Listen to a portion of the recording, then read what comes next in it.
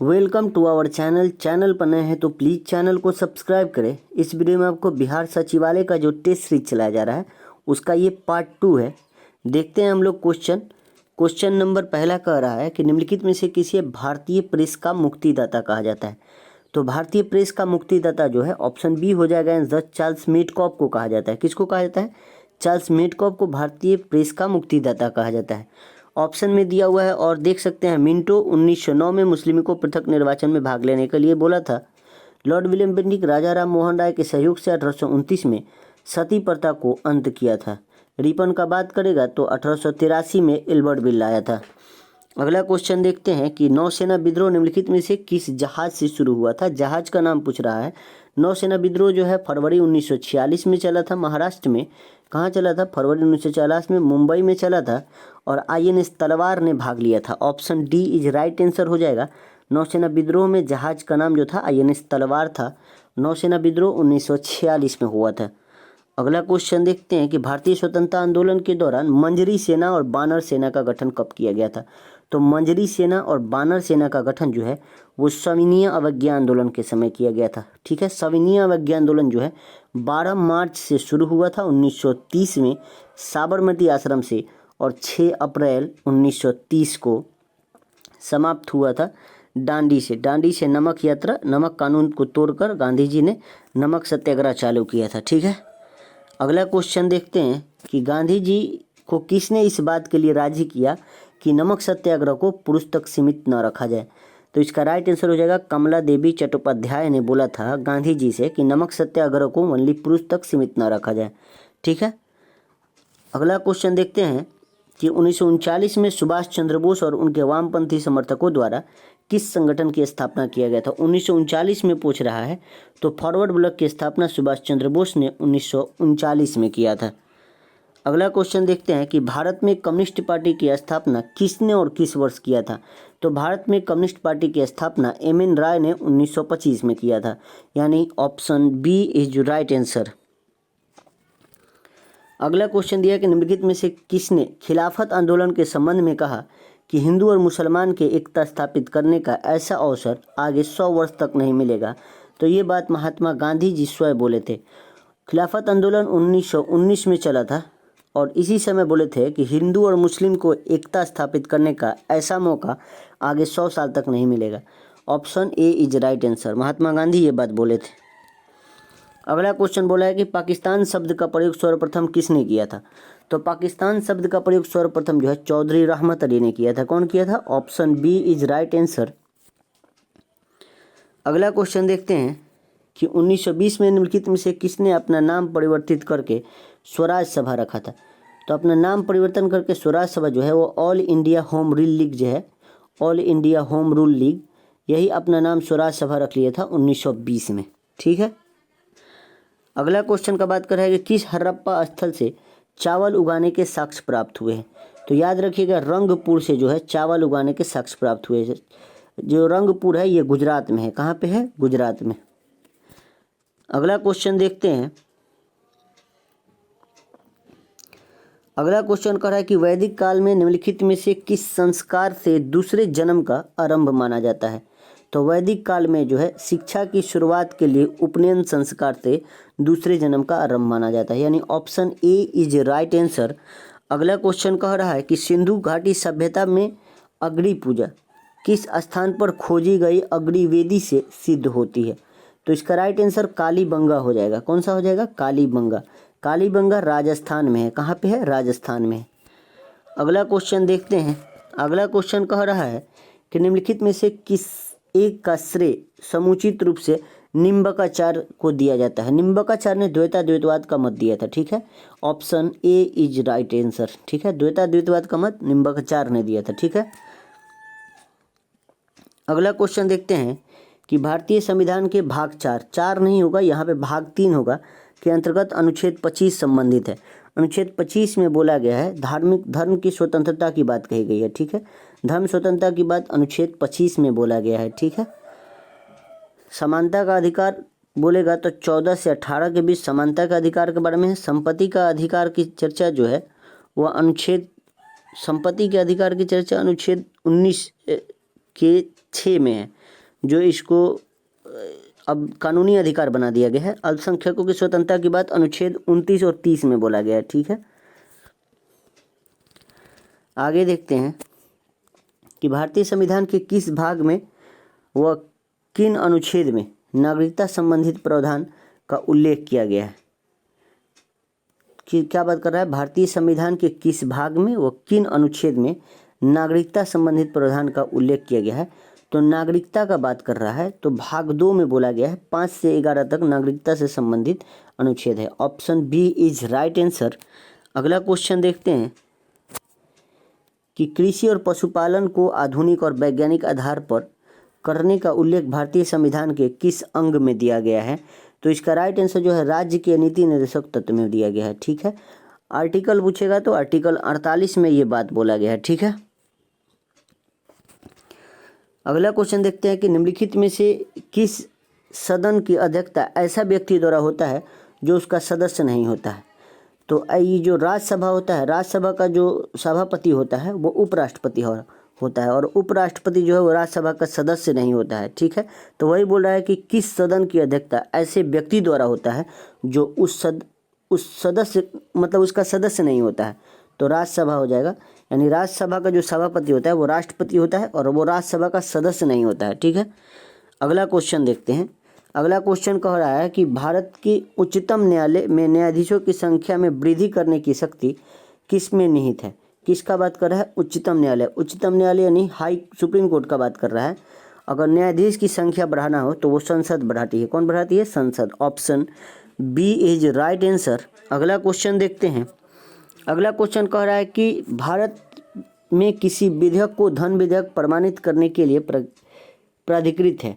तो याद रखिएगा, कोई विधेयक धन विधेयक है या नहीं यह बताते हैं लोकसभा अध्यक्ष। कौन बताते हैं, लोकसभा अध्यक्ष बताते हैं, यानी option C is right answer. अगला क्वेश्चन कह रहा है कि राज्य विधान परिषद में कितने सदस्य विधानसभा द्वारा चुने जाते हैं। तो जानते हैं विधान परिषद का जो चुनाव होता है उसमें बहुत तरह से 1/3 सदस्य जो है वो विधानसभा वाले चुनते हैं, फिर 1/3 जो है स्थानीय निकाय का चुनाव होता है, जो पंचायती वाले लोग हैं वो चुनते हैं, और 1/6 जो है ये राज्यपाल मनोनीत करते हैं, 1/12 जो है वो शिक्षक चुनते हैं, और 1/12 जो है वो ग्रेजुएट स्टूडेंट जो 3 साल पूरा हो गया है वो चुनते हैं। ठीक है, ये इस तरह विधान परिषद का चुनाव होता है। तो इसमें पूछ रहा है कि विधानसभा द्वारा चुने जाते हैं, तो विधानसभा द्वारा 1/3 चुना जाता है। ठीक है, तो option A is right answer. ठीक है, 1/6 जो है राज्यपाल मनोनीत करते हैं, 1/12 दो जगह है, 1/12 टीचर चुनते हैं, इलेक्ट करते हैं, और स्टूडेंट जो ग्रेजुएट कर लिए हैं 3 साल पहले। ठीक है, अगला क्वेश्चन देखते हैं। मानव विकास सूचकांक किस अर्थशास्त्री की देन है। किसका बात कर रहा है, ह्यूमन डेवलपमेंट का बात कर रहा है। तो मानव विकास सूचकांक किस अर्थशास्त्री का देन है। तो ये महबूब अल हक का, किसका, महबूब अल हक का दिखा, पाकिस्तान के हैं ये महबूब अल हक, इन्हीं की देन है। ठीक है, मानव विकास सूचकांक। अगला क्वेश्चन देखते हैं। अगला क्वेश्चन दिया हुआ है कि निम्नलिखित करों में से कौन सा केंद्र सरकार के लिए राजस्व का एक स्रोत नहीं है। केंद्र सरकार के राजस्व का एक स्रोत नहीं है, जो ये आयकर है ना, आयकर ये जो केंद्र सरकार के राजस्व का स्रोत नहीं है। ठीक है,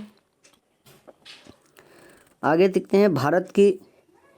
भारत में सबसे पहले किस राज्य में मूल्यवर्धित कर लागू किया गया था। किस राज्य में मूल्यवर्धित कर लागू किया गया था। तो ये हरियाणा में लागू हुआ था। ठीक है, मूल्यवर्धित कर सबसे पहले कौन लगाया था, हरियाणा, और सबसे बाद में बात करेगा तो यूपी लगाया था। ठीक है, आगे देखते हैं कि दक्षिण अमेरिका के मध्य अक्षांशीय घास के मैदान का क्या नाम है।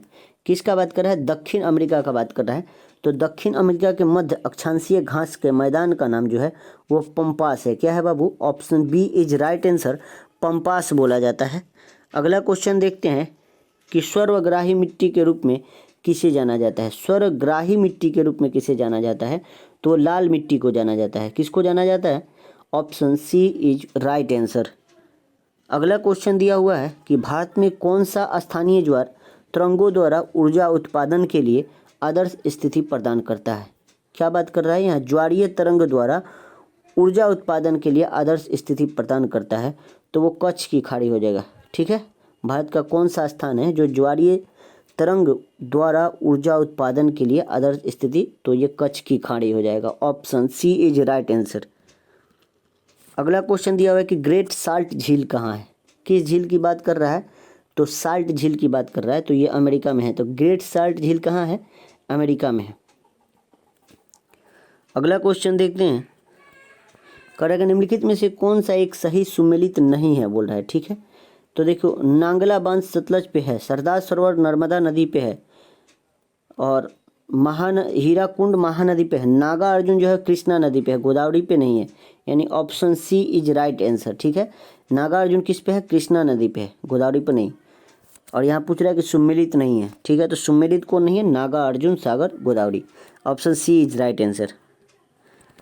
अगला क्वेश्चन कह रहा है कि पश्चिम और यूरोप घाटों को मिलन कहाँ होता है, यानी पश्चिमी और पूर्वी घाटों का मिलन कहाँ होता है, ये पूछ रहा है। तो इसका राइट आंसर हो जाएगा नीलगिरी के पहाड़ी पर। Option B is right answer. पश्चिमी घाट और पूर्वी घाट मिलते कहाँ हैं, नीलगिरी पहाड़ी के पास, ठीक है। अगला क्वेश्चन देखते हैं कि शैतान का गोल्फ कोर्स नाम से प्रसिद्ध मृत्यु की घाटी किस देश में स्थित है। तो इसका राइट आंसर जो हो जाएगा वो अमेरिका में है। शैतान का गोल्फ कोर्स नामक एक घाटी है, प्रसिद्ध मृत्यु घाटी का, ये कहाँ पे है, किस देश में है, अमेरिका में है, ठीक है। Option B is right answer. अगला क्वेश्चन देखते हैं। अगला क्वेश्चन कह रहा है कि आज़ाद दस्ता का गठन के स्थान एवं कार्य क्षेत्र का चयन करें। किसका बात कर रहा है, आज़ाद दस्ता का बात कर रहा है। तो याद रखिएगा, गठन नेपाल में और कार्य क्षेत्र संपूर्ण भारत में था, ठीक है, संपूर्ण भारत में था। लेकिन अगर मुख्य रूप से जानिएगा तो मुख्य रूप से बिहार और यूपी के आसपास क्षेत्र में इनका कार्य क्षेत्र था, लेकिन संपूर्ण भारत में इनको जाना जाता था, ठीक है। आज़ाद दस्ता के बारे में गठन कौन किए थे, गठन जयप्रकाश नारायण ने किया था, ठीक है, 1942 में, भारत छोड़ो आंदोलन के समय। अगला क्वेश्चन देखते हैं, एक निम्नलिखित में से कौन सा युग्म सुमेलित नहीं है बोल रहा है। तो कौन सा नहीं है ये बोल रहा है, एलिफेंटा की गुफा कर्नाटका, ये तो होगा ही नहीं, यही हो जाएगा। Option A is right answer, ठीक है। फतेहपुर सिकरी तो यूपी में है ये है, सुंदरबन नेशनल पार्क पश्चिम बंगाल में है, और सूर्य मंदिर उड़ीसा में है ये है। तो एलिफेंटा की गुफा कहाँ पे, कर्नाटका में नहीं है, ठीक है। अगला क्वेश्चन देखते हैं। अगला क्वेश्चन दिया हुआ है कि एस्थेनोस्फीयर पृथ्वी के डैश ऊपरी हिस्से का अत्यधिक श्यान, यांत्रिक रूप से दुर्बल एवं तन्नीय विकृतिशील क्षेत्र है। इसका जो राइट आंसर हो जाएगा वो स्ट्रैटियम 89 हो जाएगा। कौन हो जाएगा, स्ट्रैटियम 89, ठीक है। अगला क्वेश्चन देखते हैं कि विटामिन सी के विषय में सत्य कथन को चुनना है। किसके बारे में, विटामिन सी के बारे में सत्य कथन को चुनना है। तो चुनते हैं, क्या करता है, यह प्रतिरक्षा प्रणाली को मजबूत करता है, ठीक है, ये तो सही है। आगे दिया हुआ है कि गर्म करने पर नष्ट हो जाता है, ये भी सही है।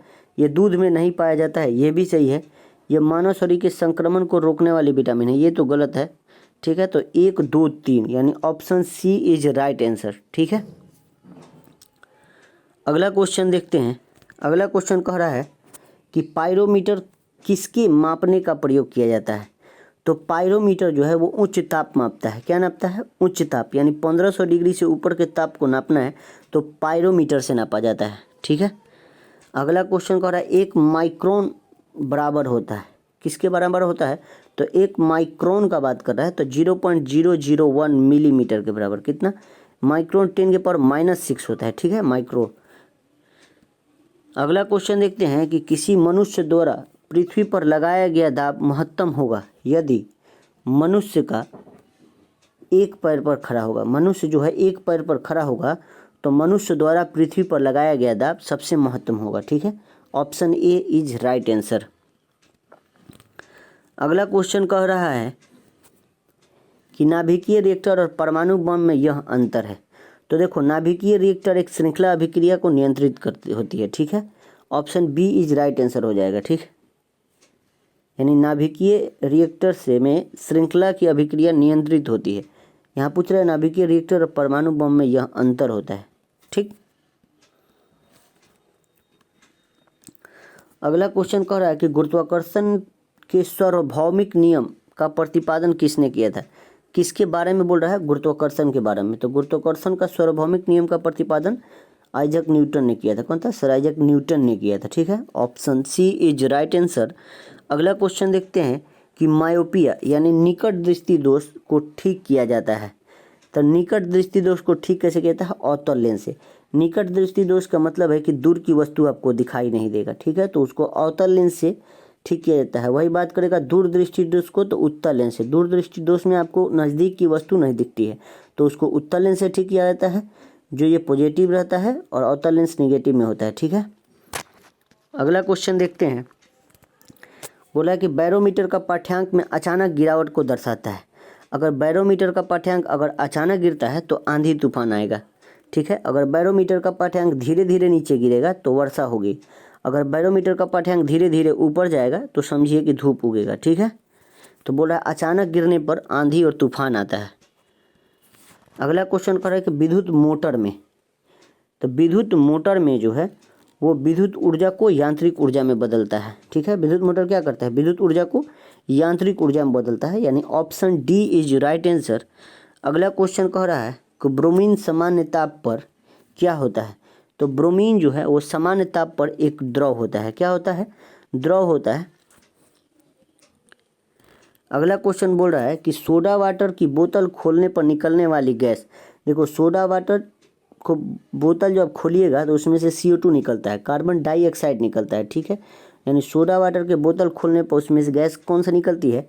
CO2, carbon dioxide. ठीक है, अगला क्वेश्चन कर रहा है कि मनुष्य के वृक्क तंत्र का एक भाग है, तो जो उत्सर्जन के लिए होता है, जो किडनी होता है वो उत्सर्जन का एक भाग है। ठीक है, उत्सर्जन करता है। ठीक, वृक्क जो है किडनी को ही बोला जाता है, तो option D is right answer. अगला क्वेश्चन कर रहा है कि निम्नलिखित में से कौन सा जैव रूपांतरण मानव शरीर को अधिकतम ऊर्जा प्रदान करता है? तो इसका जो राइट आंसर है वो हो जाएगा ऑप्शन बी, ATP और ADP। ठीक है, ATP से ADP।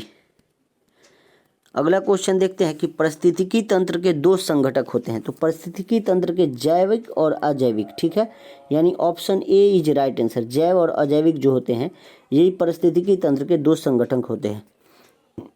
Option A is right answer. अगला क्वेश्चन देखते हैं। कह रहा है कि यदि जहाज नदी से समुद्र में प्रवेश करेगा तो क्या होगा? ये हल्का ऊपर उड़ जाता है। ठीक है, option A is right answer.